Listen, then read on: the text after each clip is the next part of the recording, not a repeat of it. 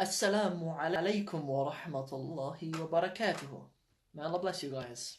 Hope you guys are well. Thanks for joining me. I'm just going to wait a couple of minutes, just in case anybody wants to turn up and ask questions of me, inshallah. Okay, I'm just going to give it a minute. I'm just going to do something on my laptop because I'm putting out a video today on YouTube, so I just need to finish it. Yeah. Assalamu alaikum. I'll let people arrive just while I'm cutting this video, and then I'm going to upload it to YouTube. So go over to YouTube and check it out after this live stream, inshallah. Assalamu alaikum. Assalamu alaikum. Those of you guys who've rocked up, thanks for joining me. How are you guys doing today? Wa alaikum salam, brother Yasin. How is it over in Utah?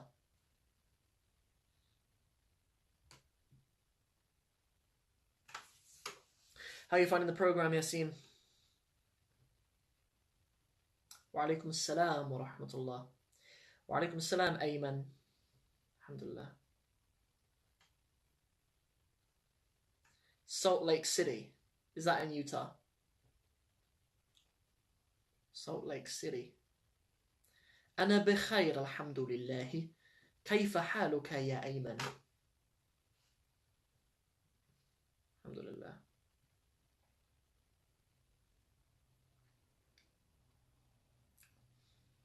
Yeah, guys, if you have any questions, stick them in the comments. I'll get around to them, inshallah. Or if you just want to say hello, tell me where you are talking to me from, where you guys are. I know Brother Yasin is in Utah because I posted his workbook to him. He joined the program recently. May Allah bless it for you, Brother Yasin. May Allah make it a beneficial experience for you, inshallah. Wa alaikum salam, sister. Miss Hayat. May Allah bless you. I'm very well, alhamdulillah. How are you today?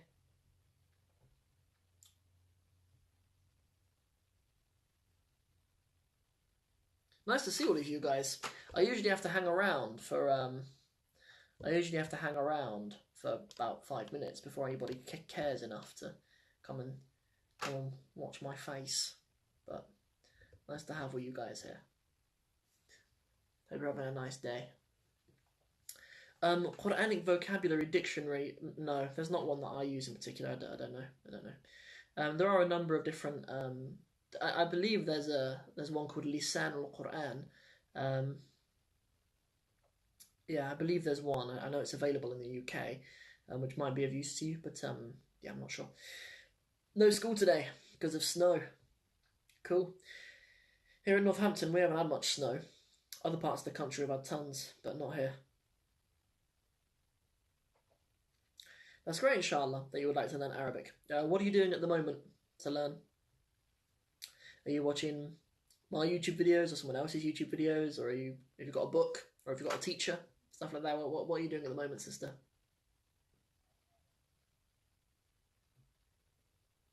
And what do you want to learn Arabic for? That's important as well. Assalamu alaikum, those of you who've just joined.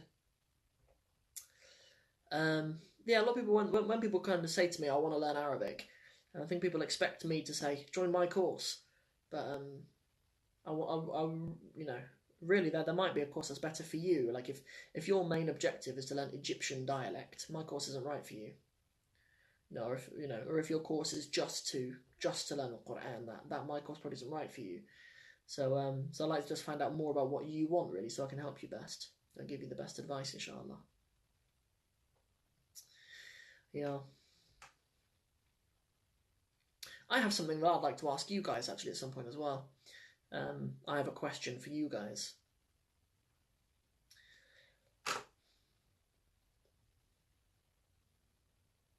That's great. Grammar is the foundation of everything in Arabic. If people have a long-term desire to learn Arabic, you should spend your first 6 months or whatever learning Arabic grammar, in my opinion. I spend a lot of time talking about the difference between knowledge and skills. You shouldn't really start building your skills until you have knowledge. Do you know what I mean? Like, it's a bit like getting really good at, like, I don't know, taking shots in football and I don't know, and sprinting in certain ways or dribbling or whatever before you know the rules of football.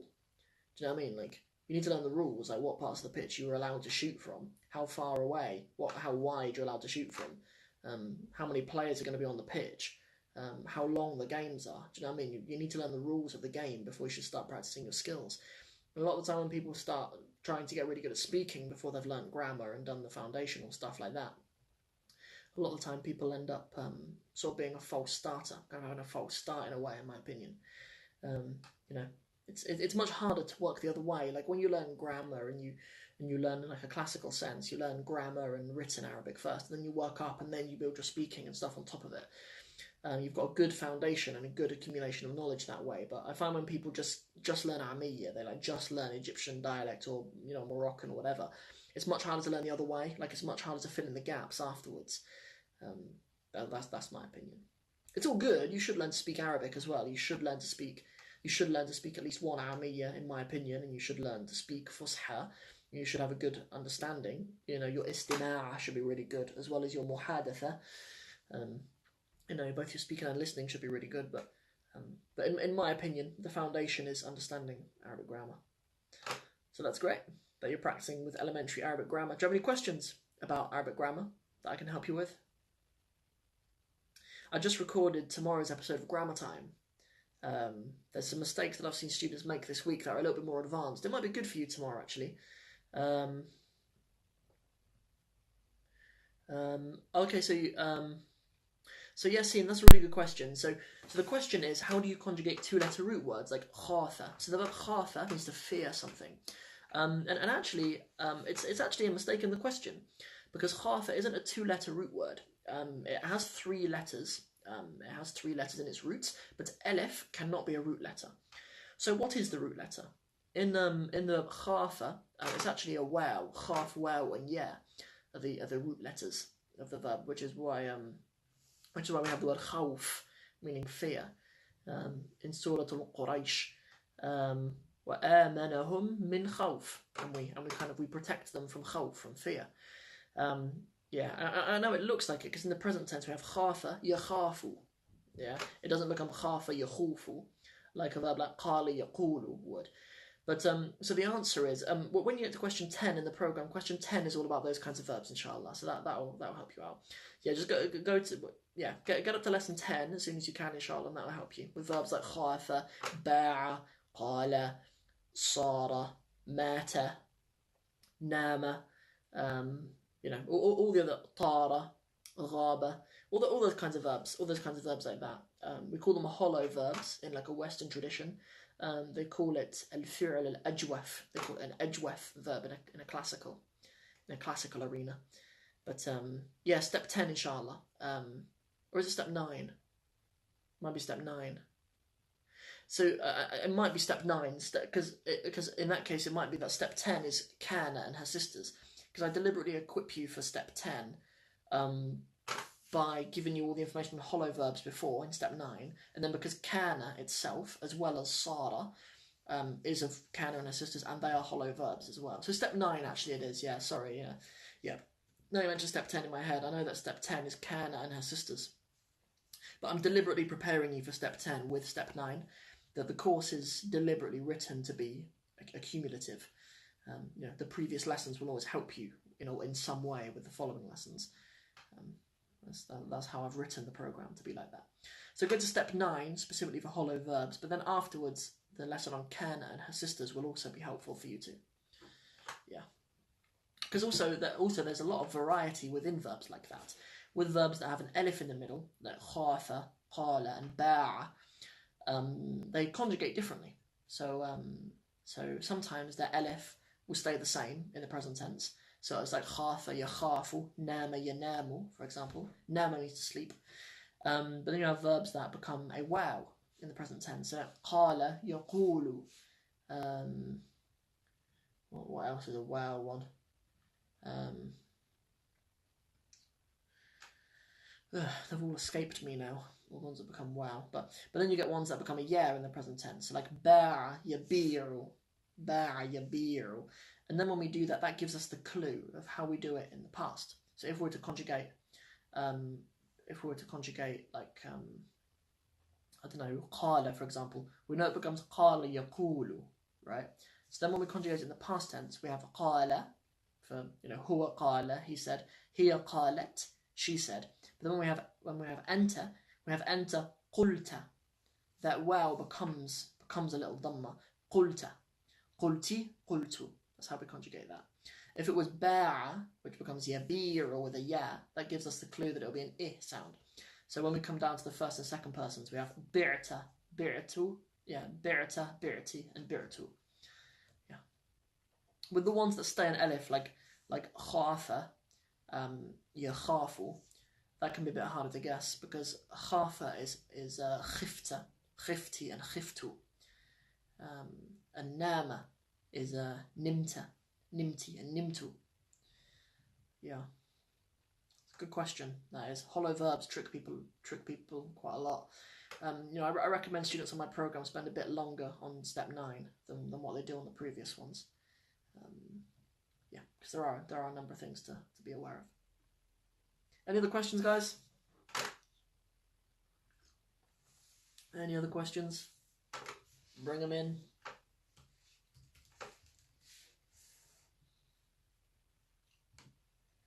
If there are any other questions, bring them in.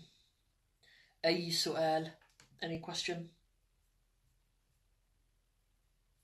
The plural of سؤال is أسئلة.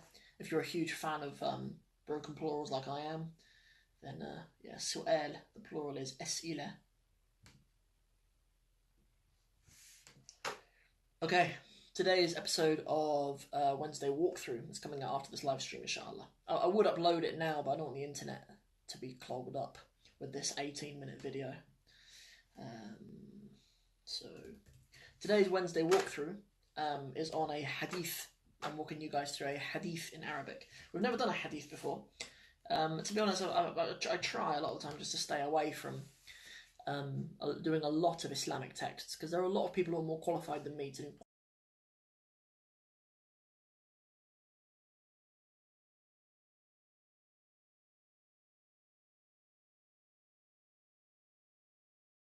Assalamu alaikum. Apologies for that. I don't know why we got cut out there. I didn't press end to my live stream or anything, so I'm not really sure why. But it is a blessing that we did, because I just received a message from our beloved brother Muhammad Asim, who's a committed student on the program. Assalamu alaikum, Ahmed. Thanks for coming back. Yeah, sorry we just got cut off then. I don't know what happened. Maybe something to do with my internet or something. Yeah, but we got cut off. But we are back. Yeah, I'd just like to put out a dua request. Just literally just then when I signed out, when our live stream ended, I just checked my DMs, and there's a brother called Omar who's a very committed student on the Arabic in 60 Steps program, and he wanted advice on studying whilst you're sick or unwell. Sorry guys, just getting a call. Yeah, he asked for advice on studying when you're sick or in pain, and then asked us to make dua for him as well. So please make dua for him, for his health, that Allah give him a quick shifa. We ask that Allah subhanahu wa ta'ala cure him and give him good health. I mean, yeah, so please make dua for him. Assalamu alaikum, Abdullah. Thanks for coming. Yeah, sorry we got cut off. I don't know if there's something wrong with my internet or something like that, but we got cut short. Yeah.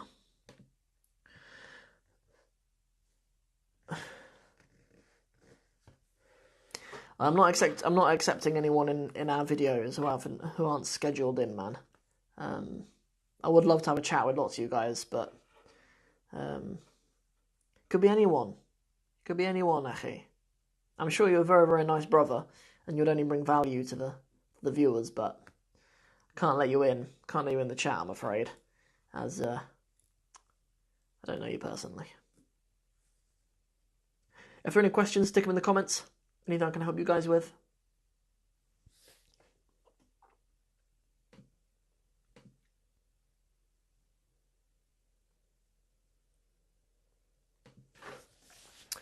Okay, so words for colours not taking a kasra. So the words for colours, not all the colours, mind, but all of the colours that are in the af'alu pattern. So ahmaru, aswadu, azraqu, akhdaru, asfaru, adhamu,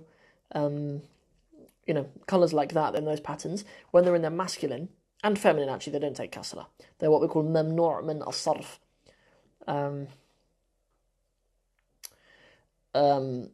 So they don't. So if we would say something like in a red house, we just say fi baytin ahmara. Fi baytin ahmara. You can't say fi baytin ahmarin. You can't take any tanween, and you also cannot take kasra. There are some exceptions. Actually, with colours there probably aren't, but there are some exceptions to words that are mamnu' min as-sarf, taking a kasra. There are some very very rare exceptions. But we don't need to worry about those right now. Abdullah asks, what's the sunnah for growing your hair? I don't believe it is a sunnah. It's something which the Messenger of Allah sallallahu alaihi wasallam did, but I don't believe there is any evidence to suggest that it is a sunnah or that he encouraged other people to do it. I think the fact that he grew his hair was just circumstantial to the fact that he was an Arab, and the men among the Arabs grew their hair at the time. It was his preference to leave his hair long, as it was their culture, as it's my preference to leave mine long at the moment. But I'm going to get a cut soon. I'm going to have a haircut soon anyway. But yeah, I don't think of growing my hair long as being like a sunnah that I'll be rewarded for, inshallah. Unlike growing the beard. Growing your beard is a sunnah, and is in fact, according to many of the scholars, is fard. If not, there may even be ijma' on the beard being fard, for men to grow out their beards. The Messenger of Allah sallallahu alaihi wasallam, among other ahadith, I believe, said to the believers, "Ifful liha wa qassa shawarib." Protect your beards, allow your beards to grow, and trim your moustaches. I didn't know how the Messenger of Allah sallallahu alaihi wasallam grew it. I've heard that there are hadith that say that he grew it so that it came round to his earlobes. Sometimes he grew it to the bottom of his neck, and then sometimes grew it to the end of his shoulders. So my hair's about the extent of the length that he grew it, perhaps. But I mean, it's like I don't think it's part of the religion anyway. Like for men to grow their hair long, it might even be discouraged in some circumstances. Like if it's only the disbelieving men that grow their hair in a community or something, then don't think it's even discouraged to do it. But I don't know. I grow mine just out of preference. I've had long hair since I was 18, 19, and I just choose to leave mine long. But as I say, I'm going to have a haircut soon because I'm going to go back to training jiu-jitsu soon. And when you're training, it's just inconvenient. You can tie it up, obviously, but when you're grappling and you're rolling and you're getting choked out on stuff, it's just inconvenient.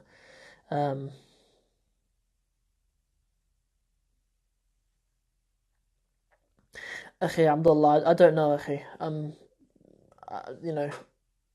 don't know. I don't want to know just because I don't know, bro. Like, if you have Arabic language questions, bring them to me, and inshallah I can help you out. But to do with rulings, whether halal or haram, I'm not really your guy. About dyeing the hair, I'm not sure. It's better to ask someone more qualified than me, inshallah. So how do you determine the root of any word? How do you determine the root of any word? Good question.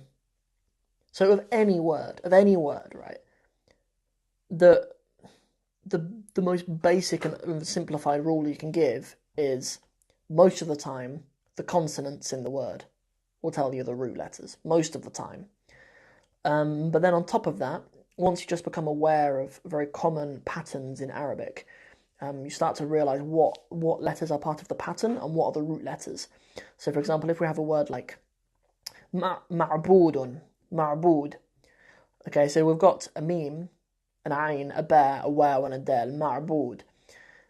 I know that the pattern mef'ul is for things being like passive. It's a passive participle, the mef'ul.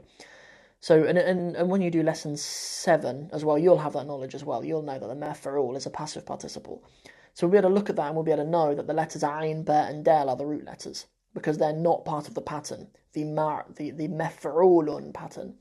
It's the meme and the waw in there are parts of the pattern, not parts of the root. So just when you come to, learn the patterns and stuff, you'll get to spot which ones are root letters and which ones are not. But it is an important skill because when you use the Hanswehr dictionary, you need to search by root letter. Sometimes you need to guess. When you're a beginner, sometimes you might need to guess. Sometimes you come across a word like, you might come across a word like,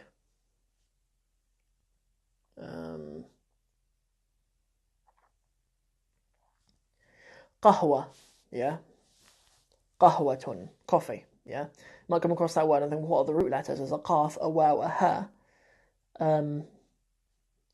Yeah, qaf, a waw, a ha, and a ta madbuta. So firstly, we would know, when you have the knowledge, ta madbuta isn't a root letter. We've got a qaf, a ha, and a waw. So is it qaf, ha, and waw? Or is that letter on the end, does it behave like a lot of final week words, and it's just a way of expressing a different final week root letter, right? It's actually, the root is qahiya, and it's actually the verb qahiya. Is actually the root of it. Qahiya is where the word qahwa comes from. So you might need to guess. You might need to go to the hands of a dictionary. You might have to look up qahwa, and if you found qahwa, it would probably direct you towards qahiya. Sometimes you need to guess. But I would say, if there's a meme at the beginning of the word, rule out that being one of the root letters. A lot of the time, if there's a meme at the beginning of the word, that will not be one of the root letters, because just so many patterns in Arabic. Almost all of the active and passive participles have memes at the beginning, and words of place and stuff like that as well have memes at the beginning. Which is why Arabic dictionaries are very rarely organised, unless you get dictionaries for very, very early beginners. Dictionaries won't be organised the way English ones are organised. In English dictionaries, we have a section for A, a section for B, a section for C, a section for D, etc. And but we can do that because there's a similar amount of words that begin with an A and begin with a B and begin with a C and begin with a D. But in Arabic, if you did that, the meme section would be 30% of the dictionary, and the elif section would be 20% of the dictionary. Do you know what I mean? Like half the dictionary would just be words that begin with meme and elif, just because there's so many patterns that begin with meme and elif. So so you can't always. The real answer to that is just build your knowledge of Arabic grammar. That's the real answer. But I don't know. So I suppose at your stage, obviously, I know what stage you're at in my program at the moment. The consonants in a word, the consonants in a word, other than if there's a meme at the beginning, and just know there are some things that are not fitting to be root letters. Ta madbuta can't be a root letter. Elif cannot be a root letter. Just like shadda or fatha, they're not fitting letters to be root letters, right? So there's just a few little clues that will help you a little bit just at your stage, inshallah.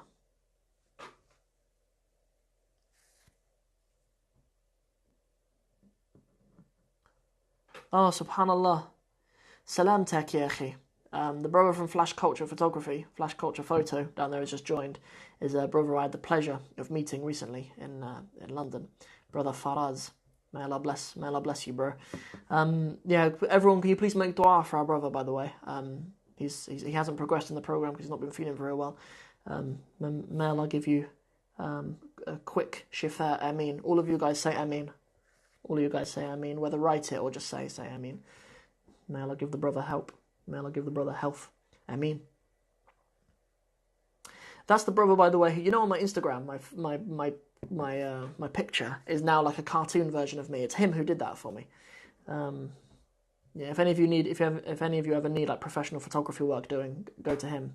I'll personally vouch for you that that he is a good brother of upstanding character, and I love him for the sake of Allah.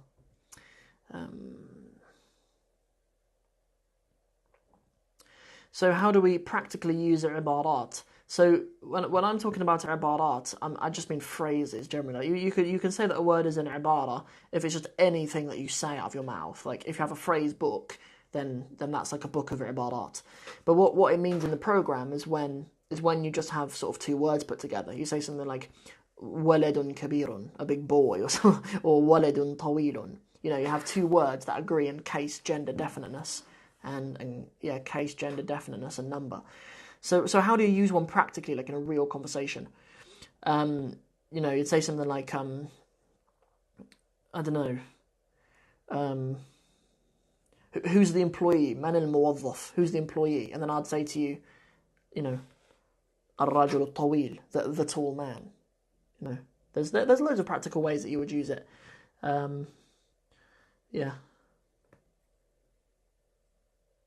Yeah.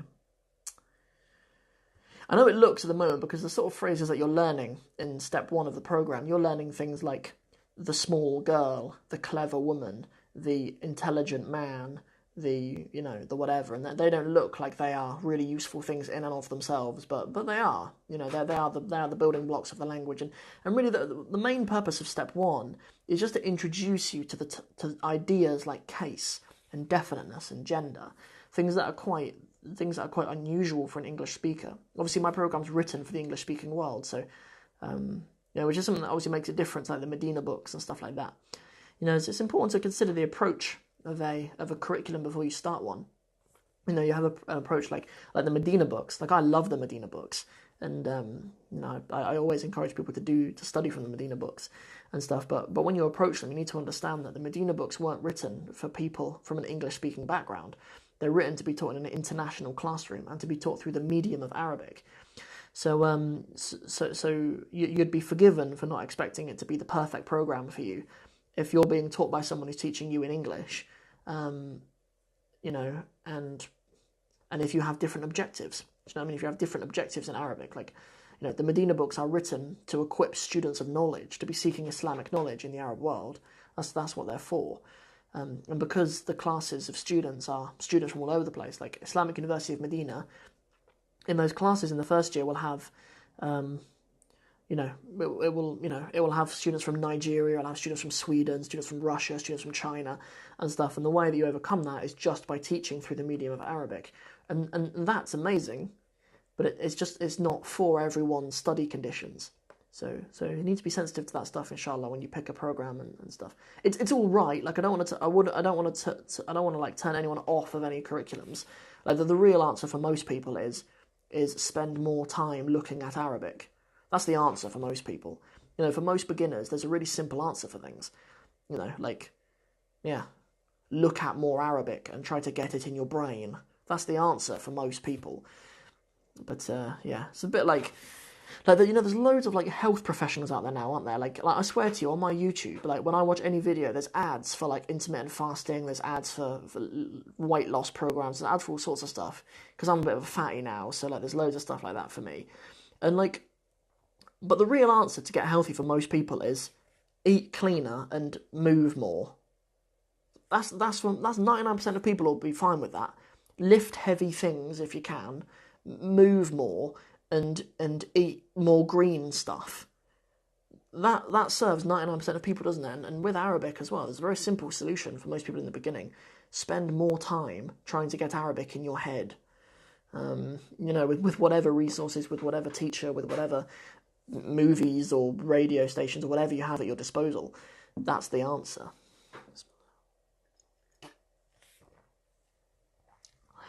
Assalamu alaikum, guys who have joined. Welcome to the live stream. Welcome to the live Q&A.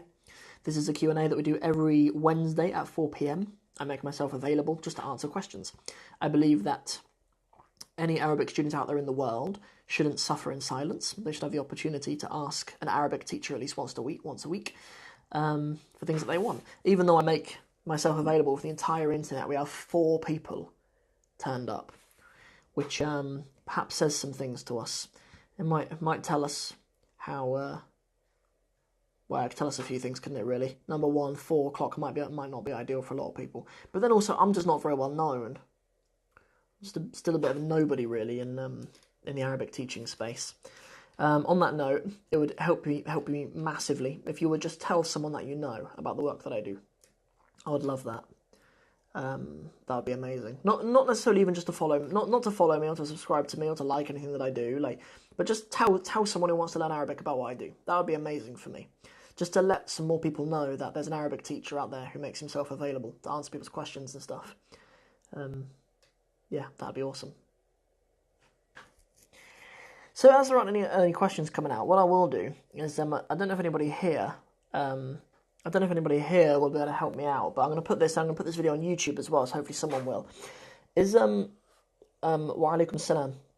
I would like to team up with some dialect speaking partners.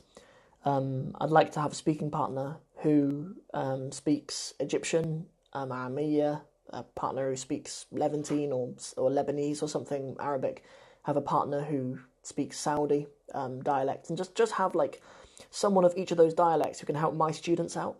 Perhaps make it part of my program that students on my program can have access to these speaking partners, and we'd pay you, inshallah. We'd try to look after you financially as well. Yes, what I'd really like to find some speaking partners. What matters most to me is that you're just very, very agreeable, very personable people. That's what matters to me the most. I don't really care what university you went to or anything like that. Like, if you're a guy who speaks Egyptian dialect and you're just got really good social skills, you just like chatting to people, then you're perfect for it. Just because on my program I'd like to have a way of helping people speak Arabic more. A speaking partner for Fusha would be good as well, but they're just harder to come by. People who speak fluent Fusha are just harder to come by, I suppose. You get people who can speak Fusha, but you often, when they sort of get a bit comfortable with someone, it gradually goes back into Aramiya. A lot of for the videos for my skill builder library that's part of the 60 Steps program, like, I spend a lot of time just watching interviews, watching debates, watching discussions in Arabic, and then I transcribe them, I put the vocab list together and stuff for students. I put it all on one page for the students to access. And what I tend to find is that often a discussion will start in Fusha, but it will gradually decline into Aramiya. That's really common. There's one next week's skill builder video, inshallah, will be it's a video of our brother Muhammad Hijab having a debate with an Egyptian Christian in Arabic, and they start in quite good Fusha. Like the brother Muhammad, he can speak Fusha, but the guy who he's debating, like, both of them really decline into real lehige Misriya. They really it ends up being bits of Egyptian in there. And as well, I did one recently about Dubai Safari. There's a safari park in Dubai, and there's an interview on TV about one of the people who works there or something, and it starts in Fusha, like the speakers speaking in Fusha fluently or whatever, and then by the end of it, there's there's bits of like Khaliji Amiya coming in and stuff as well by the end of it. It's only like a minute. Do you know what I mean? And that's really common. That's really common. It was a lot of the time. Speakers will start out in Fusha. But anyway, so like I'd like to kind of expand the team. Well, I say the team, I'm the only guy. Do you know what I mean? I do everything. Do you know what I mean? For all my videos and publishing and social and everything like that. But I'd like to just team up with some other teachers and one, use it just a way of helping my students more. But but then also to support some teachers as well. I know, like, I don't know, there's teachers in Egypt and Syria and stuff who struggle financially, and we'll help them out a little bit as well. But the most important thing is that they're very agreeable. Something that I really pride my work on is just being really nice to people. Do you know what I mean? Like, if people email me for help, or if people DM me for help, they'll get smiley emojis, they'll get wa alaikum salam, contact me anytime, no problem. Like, do you know what I mean? Being really personable is the thing that's most important about what I do. And so it needs to be people like that. That's the most important thing. Yeah, so if anybody knows anyone, or if you are a person like that, then I'd like people like that to get in touch with me, inshallah. And and hopefully we'll start to use some other people as resources, because I probably could be a speaking partner with people. I could probably be a speaking partner for Fusha with people, but like, it's not the best use of my time. Do you know what I mean? When I can put out a video and get, I don't know, 1,000 views or something, and I can spend my day responding to people one-on-one through DMs and answering people's questions directly. It's not to do private one-on-one speaking lessons like that isn't the best use of me. When I'm the curriculum writer, do you know what I mean? I'm the writer of the program. Do you know what I mean? Like, I'm the one who needs to be making sure my curriculum is in order. Assalamu alaikum, Revert Muslima. Revert Muslima's often in the live streams. May Allah bless that sister. How's your Arabic, Revert Muslima? Wa alaikum assalam. Thanks for coming.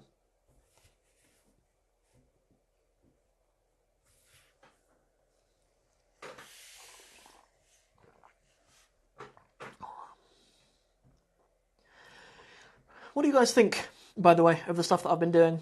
Like, since January the 1st on my YouTube channel, I've been doing podcast, On Tuesday, I've been doing these talk-through videos. Wednesday, walkthroughs. Thursday, grammar time. And then I've been doing these live streams as well. What do you think about that, guys? Like, do you think there's something missing in particular, or do you think there's something that's been going particularly well? Do you have any thoughts on the stuff that I've been doing? Is there any way I can help students more, do you think? Would it be helpful to, I don't know, do things a bit differently? Do you have any ideas of things that might help?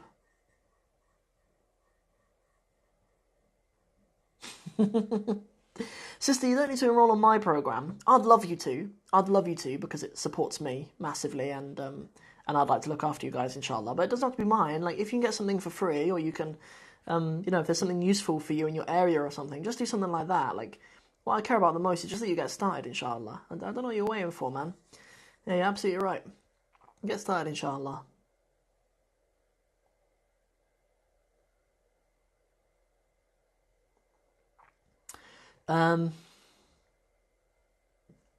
So at this stage that you are, there's a brother asking about. He's come back to Egypt. He's come back from Egypt. He's going back in March. So I would say actually at the moment you might not realise it, but at the moment your brain is doing something really important.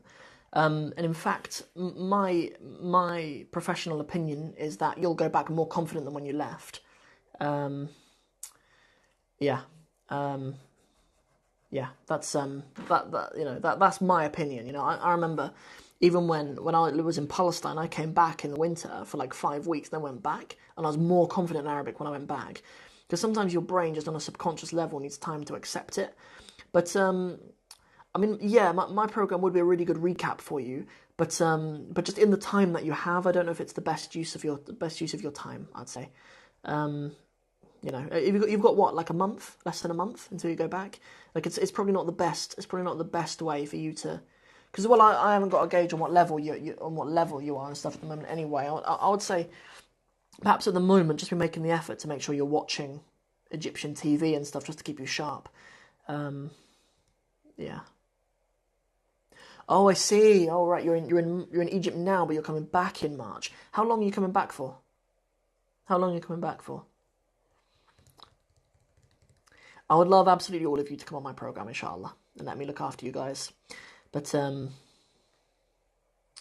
okay, right, okay. So, okay, and when you say 5 levels of Arabic, what does that mean? Like, how long are they? I know a lot of the academies out there do like 4-week levels. Is it like that? So have you done like 5 4-week levels?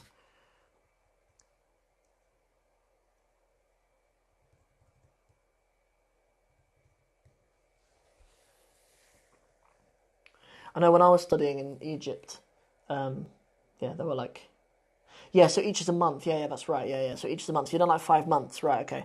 And are you doing MSA or ECA, Modern Standard Arabic or Egyptian Colloquial Arabic? What are you doing?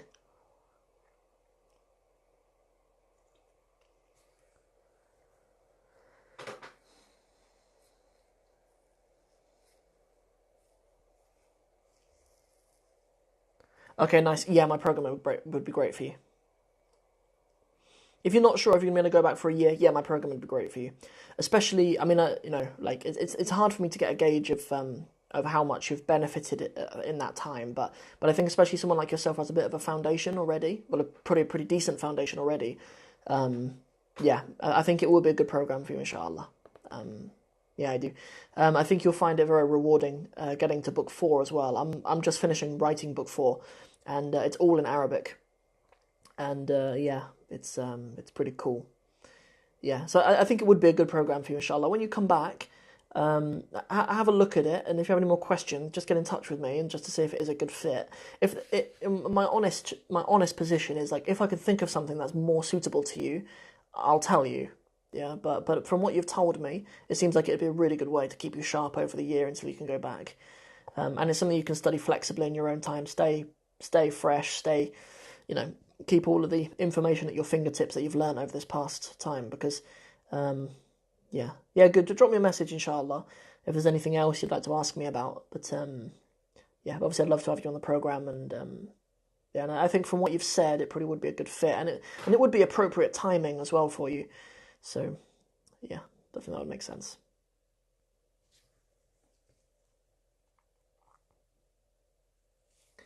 Something that I might do is I might put out an Arabic script course. Most of you guys who are here are above that level, but like a lot of people come to want to do my program but don't know the Arabic script yet.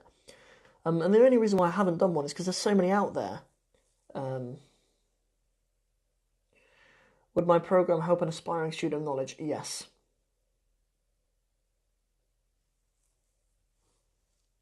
There's not a complicated answer. Yeah. Yeah, definitely. Like, yeah, definitely would, yeah. In book four, I mean, of the 15 steps in book four, and book four is important because it's where you finish, right? Like, it's the stuff that you're going to be finishing the program on.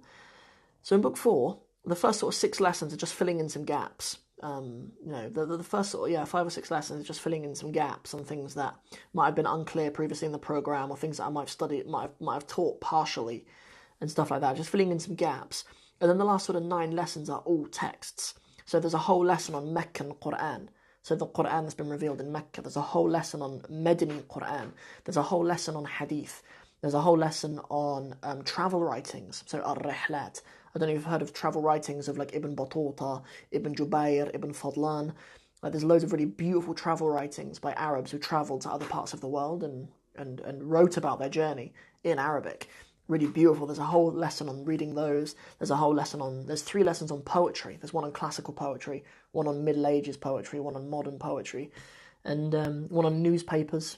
So like it builds you up to a stage where you can write about, read about, and discuss all in Arabic without even using harakat, all of those kinds of texts. So it takes you up to a stage like that for sure. It'd be very, very useful for someone who wishes to study knowledge more seriously.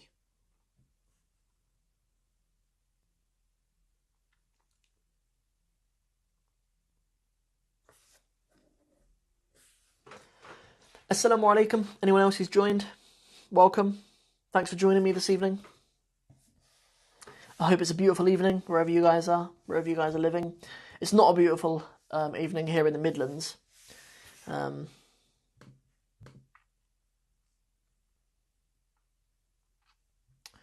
Here in the Midlands, it's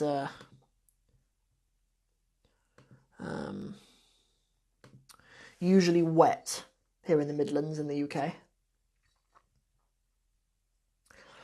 I grew up in Cornwall. Any of you guys who don't know where Cornwall is, it is the 4th most beautiful and amazing place in the world. After Mecca, Medina and Al-Quds. Cornwall is where I came to Islam. Cornwall is where the most southern masjid in the UK is. Cornwall is a place of tropical and beautiful weather. Sometimes. You should all go there. And you should all go to the masjid there and say assalamu alaikum to the guys in the masjid. And you should tell them that Sam sent you as well. That'll get you a discount on a curry when you're down there, I'm sure. Mostly Bangladeshi brothers down there have Indian restaurants. Being a prominent-ish member of the community down there, it serves you well if you like curry as much as I do. How are we doing, guys? Any other questions?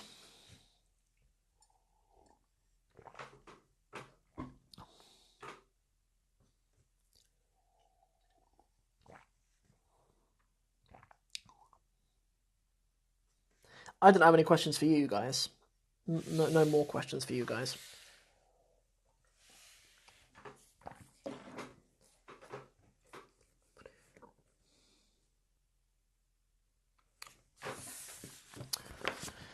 So yeah, so the question is, would it be a good way to review Arabic if I taught what I learned so far? Yes, definitely.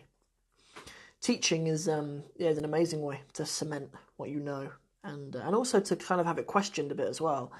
Like if there are some things that just don't make sense, and you teach it to someone, and it doesn't make sense to them, you can sometimes just kind of iron out gaps in it. Which is really helpful. Curry is great. White people love a good curry. Not like real curry, though. We like kind of We're like kind of curry that's been made to our taste in Britain.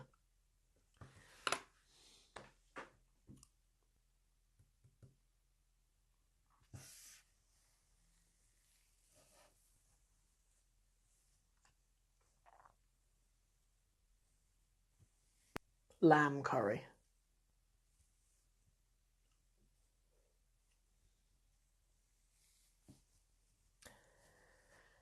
Any other questions that you guys have? Yeah, Yasin, inshallah, you should teach our brother Ahmed. Yeah.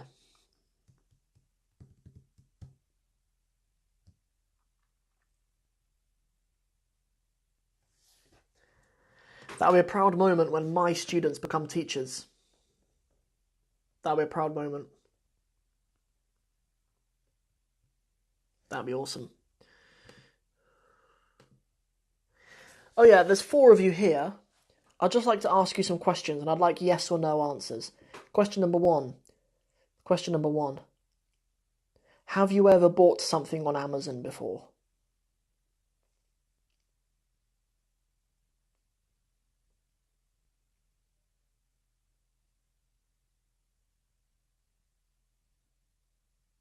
I'd like to know if you've ever bought something on Amazon before. Of course you have. Of course you have. Come on, Reverb Muslimah. You're having a laugh. Most people only buy things on Amazon. The reason why I ask is because I've had this idea, right? I was talking it over one of my friends recently. Is in the future, not anytime soon, because it's working quite nicely for the students at the moment, alhamdulillah. But in the future, I was thinking of this. Okay, lend me your attention. Those of you guys who are here, stay here for a minute. Just give me your attention for a minute and tell me what you think of this idea. So at the moment, when people sign up for my program, they go onto my website, they read about the program. If they like it, they click a button, and then they pay for it, and then they get access to everything. And I was thinking, instead of doing that, why don't I just sell the workbooks on Amazon, but just make it one really beautiful workbook. And then, as a bonus to the workbook, you get access to the resources library. Do you know what I mean? So it's like, it's not an online program with workbooks that I post you. It's like a beautiful book that is standalone, and you get a free program with it.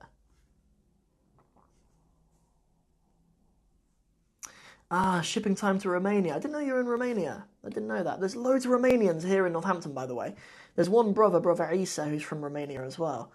Yeah, right. Okay, that makes sense. That makes sense.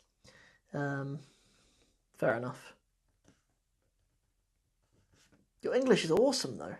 Did you go to one of those international schools in Romania? I went to uni with a brother who was from Romania, and he spoke perfect, like, American English. And he went to like an international school in Romania that So wouldn't that take away from my profit? Probably not, because I have to pay fees anyway. Not big fees at the moment, just I take payments through PayPal and Stripe.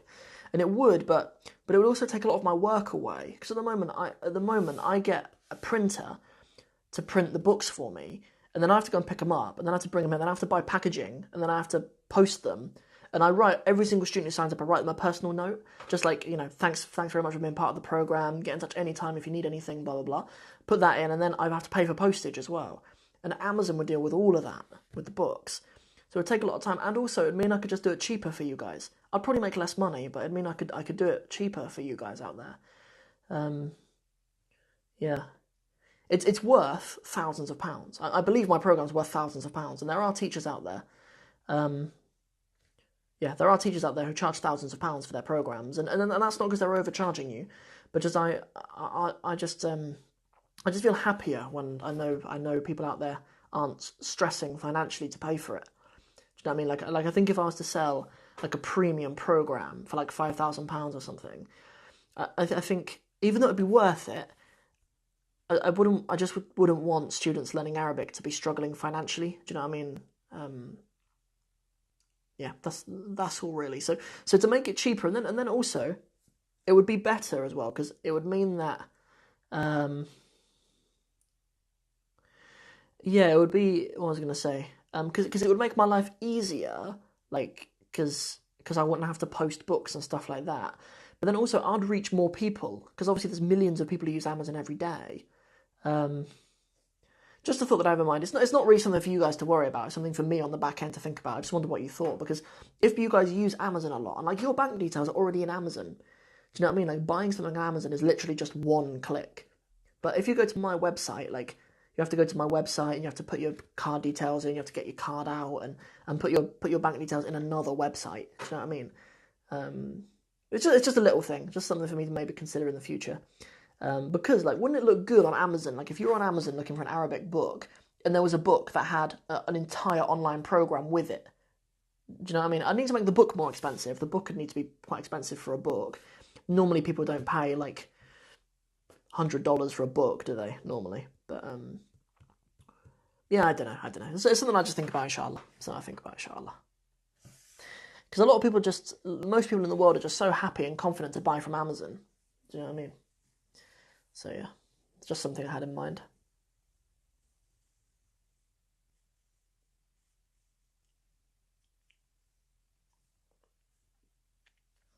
That's very kind of you to to consider what my profits are though.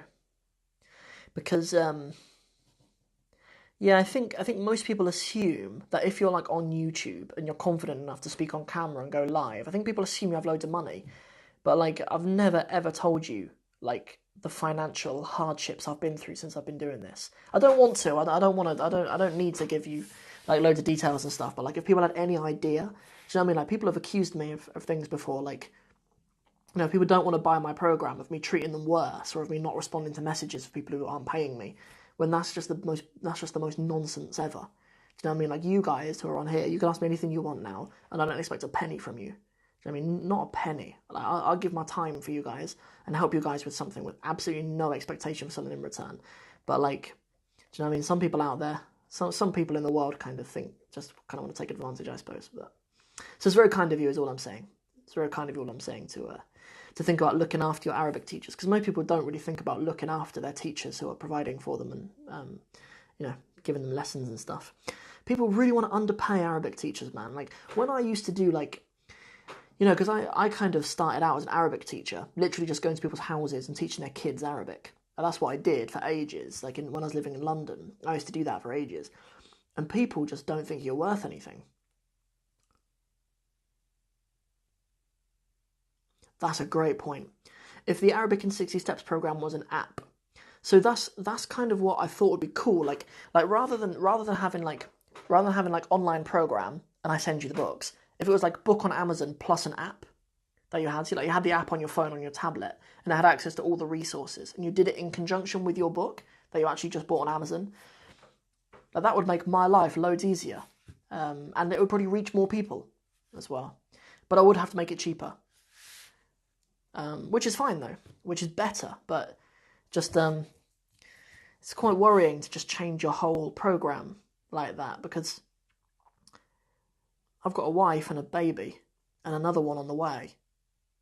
I've got another baby on the way, guys, by the way. I haven't told you guys that, but I've got another baby on the way. We don't know if it's a boy or girl yet, but yeah. But please make dua for us. Please make dua for my wife, that we have a safe and healthy pregnancy and a healthy little boy or little girl, inshallah. So yeah, that would be amazing. But if I was to change everything like overnight, quickly like that, then it could just result in me making no money, and then that's a problem. That's a problem. If you make no money at all. Making a little bit of money is not a problem. But making no money, that's a problem. Thank you, guys.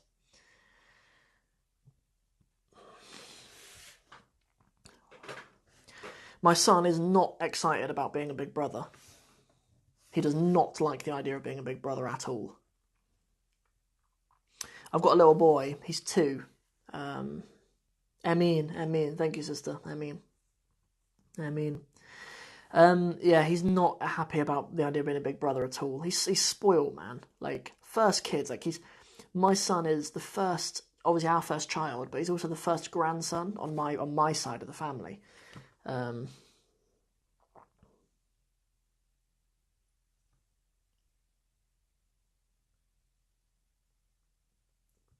So I do actually do a free course. I have a free course called the Arabic in 6 Steps program. It's like a mini version.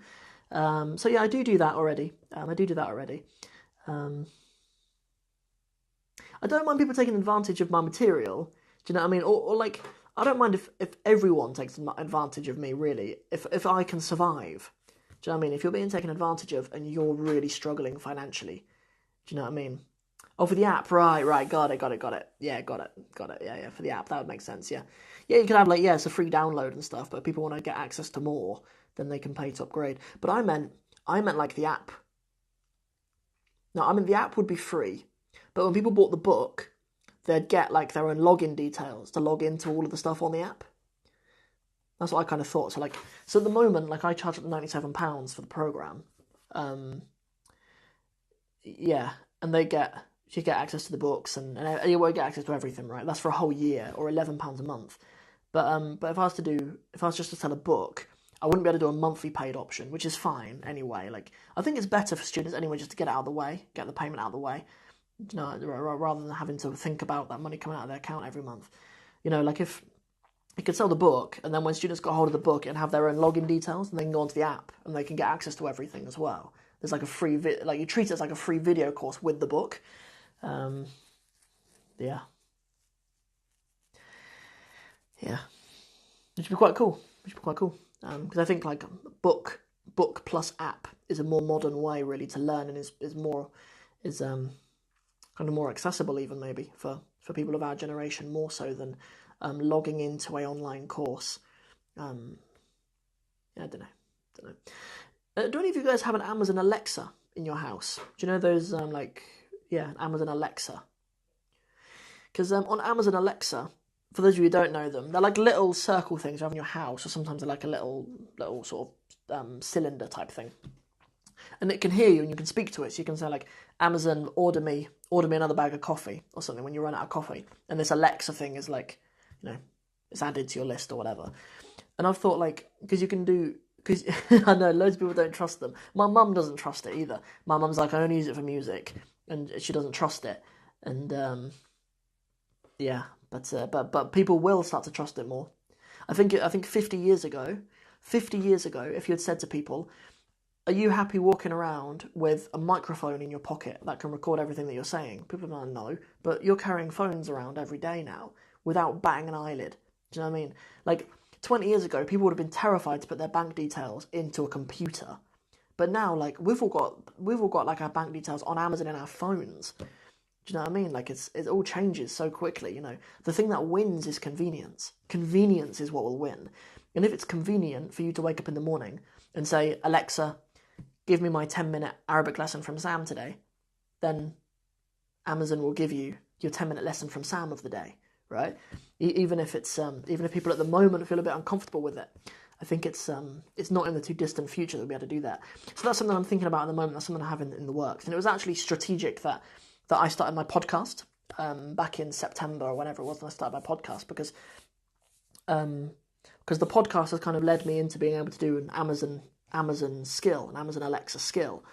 Because there's loads of those. Like, if you have an Amazon Alexa, you can say to Amazon Alexa, you can subscribe to, like, daily Spanish or something, and you can wake up in the morning, and before you go and brush your teeth, you can just say, Amazon, give me my 5-minute Spanish lesson for today, and then you'll just hear your Spanish lesson. And I could do something like that for Arabic. That's something I have in mind. But that's, you know, that there are still a lot of people who aren't trusting of it yet. I'm not. I don't have one. I don't have an Amazon Alexa. I don't have one at home. But I know that a lot of people are. You guys in America, we've got a couple of you guys in America here. Do, like, most people that you know have them? Do you know a lot of people who have those Amazon Alexas at home? Or, like, Google HomePod or whatever, but something that can listen to you, like that. Do a lot of you guys have that in America? Because you guys in America tend to be a bit ahead of us on things like that anyway. Here in the UK, people just tend to be a little bit more old school compared to you guys in America. Like, here in the UK, I have some students who, like students in their 30s and 40s, who don't quite understand what, like, an online course is. Like, I have to explain to people in their 30s that you can, like, watch videos to learn a language and stuff. But, like, in America, I've had people in, like, their 60s and 70s just join my program, and they just get it. They just get how an online course works. You know, it's interesting that. But anyway, that kind of marketing and branding stuff, that's something for me to worry about. What I want you guys to worry about is getting better at Arabic. That's what matters for you guys. So before we end it, we've been here for a little while now. Not Amazon, sorry, we're talking about Amazon so much. Instagram will kick me off soon because we've been here for ages. Yeah. In America, it doesn't surprise me that there's loads of people. Even here in the UK, a lot of people do have them, but I'd expect it to be more in America. Probably especially in New York and California. Yeah.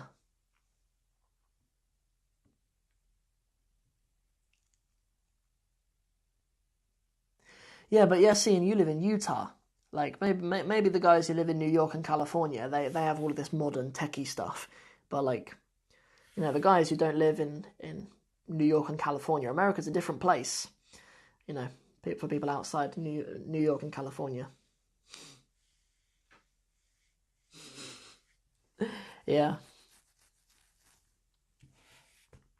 Cool. All right, guys. Yeah, Instagram are gonna kick me off soon. They're gonna say, "Sam, shut up, mate. Get a life. Go and do something with your life." Because after I've been on it for an hour and stuff, they give me a countdown. They're like, "Sam, get out of there." They're sick of you. But yeah, maybe Utah is different. Maybe Utah is different to New York and California. Right. They've not given me the countdown yet. We've got time for another question, maybe. If any of you have any questions, just stick it in the comments.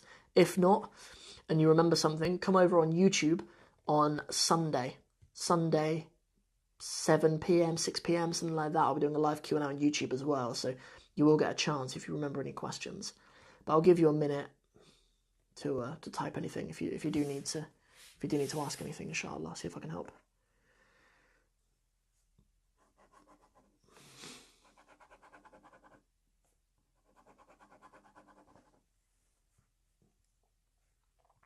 I think we're good.